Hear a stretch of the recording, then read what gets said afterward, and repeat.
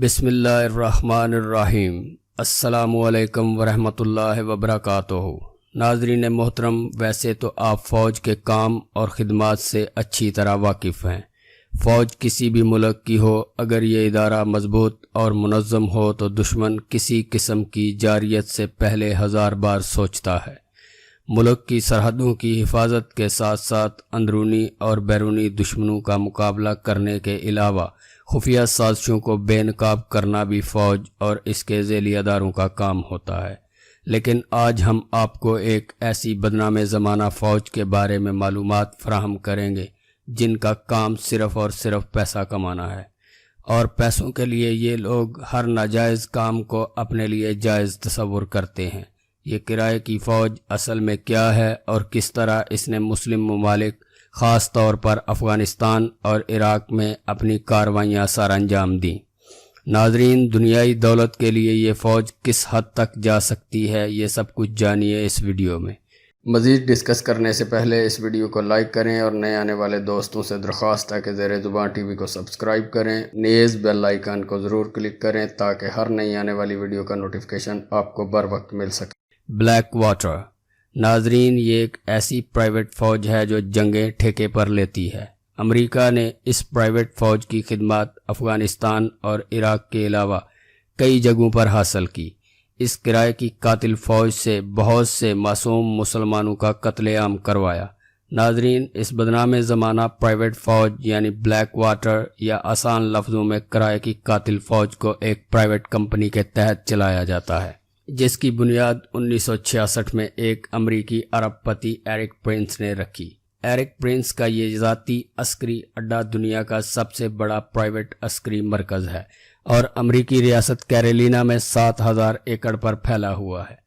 ایک رپورٹ کے مطابق بلیک واٹر کے 4500 اہلکار مختلف ممالک میں کام کر رہے ہیں، جبکہ 25 سے 30 ہزار ہر وقت تیار رہتے ہیں۔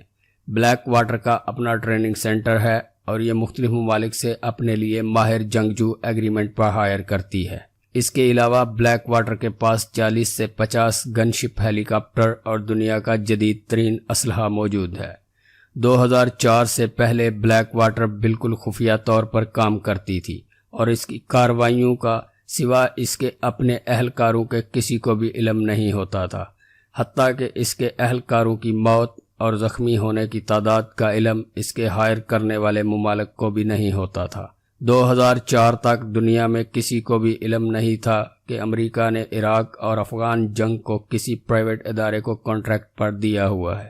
پھر ہوا یوں کہ 2004 میں عراق کے شہر فلوجہ میں ایک واقعہ سے دنیا کو پہلی بار بلیک واٹر کے بارے میں علم ہوا۔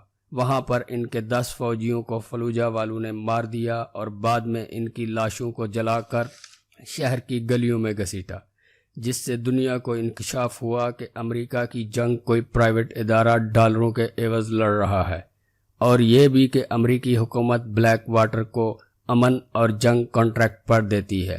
امریکی حکومت سے حاصل کی گئی اربوں ڈالر کی فنڈنگ سے بلیک واٹر کرائے کے فوجی بھرتی کرتی ہے، جنگ زدہ علاقوں میں امریکی آرمی کے ساتھ بھیج دیتی ہے۔ جیسا کہ پہلے عرض کر چکے ہیں کہ ان کا سارا نظام امریکی فوج سے الگ ہوتا ہے، اور اس کے علاوہ بلیک واٹر اپنا کانٹریکٹ پورا کرنے کے لیے کسی بھی ملک سے فوج کرائے پر حاصل کرتی ہے اور اسے اپنے اہداف کے لیے استعمال کرتی ہے۔ جس طرح بلیک واٹر نے افغان نیشنل آرمی کو کرائے پر لیا ہوا ہے اور ان کو دن کے حساب سے اجرت ادا کی جاتی ہے، جس طرح بلیک واٹر نے عراق اور افغانستان میں مسلمانوں پر مظالم ڈھائے، ان کا علم ہم سب کو ہے۔ امریکہ نے بلیک واٹر کی ڈھال بنا کر جس طرح عراق کو تباہ کیا، اس خوش فہمی کو لے کر امریکہ نے پاکستان کے خلاف بھی انتہائی ناپاک سازش رچائی اور صدر زرداری کی حکومت میں اس کی مدد سے 200 بلیک واٹر کے اہلکاروں کو بغیر ویزوں کے پاکستان میں داخل کروایا، جن کا مقصد پاکستان کی سلامتی کو نقصان پہنچانا اور حساس مقامات تک رسائی حاصل کرنا تھا۔ ناظرین، ان کرائے کے قاتلوں نے ڈالروں کے عوض پہلے کچھ سیاستدانوں اور ڈپلومیٹس کو اپنے ساتھ ملایا تاکہ ان کا کام مزید آسان ہو سکے۔ اس کے علاوہ بلیک واٹر کو نہ صرف امریکہ بلکہ انڈین ایجنسی را کی بھی مکمل سپورٹ حاصل تھی اور یوں محسوس ہو رہا تھا کہ جیسے بلیک واٹر کینسر کی طرح وطن عزیز میں پھیل جائے گی اور اس پر کنٹرول کرنا مشکل ہوگا۔ ناظرین، یہ وہ دور تھا جب وطن عزیز چاروں اطراف سے دہشت گردی کی لپیٹ میں تھا۔